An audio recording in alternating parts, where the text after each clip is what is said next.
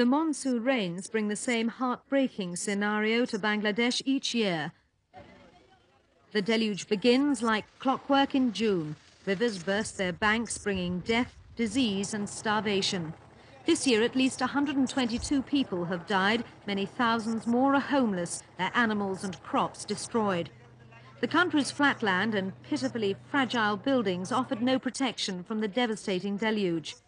All the major rivers have hit record levels, and over 1.5 meters of water has been reported in many towns, as the floodwaters swirl over 23,000 square kilometers of the impoverished country. The army has begun to rescue some people and shipped emergency supplies of grain to those worst affected. However, their efforts will hardly make a dent in the catastrophic problems that continually crush one of the world's poorest countries.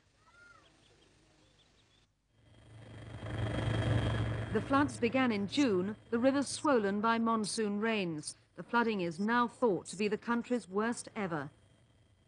Millions of people have been forced out of their homes. Those stranded have taken their meagre belongings to find what shelter they can on high ground. More than 600,000 houses were washed away. Most roads and railways are underwater. The difficulties with transportation have led to shortages of food and medicine. After losing their homes, the people are now faced with the threat of starvation and disease. President Ershad saw the extent of the devastation on a tour of the flood-stricken areas. He was accompanied by a number of foreign diplomats, including representatives from the United States, Australia and Saudi Arabia.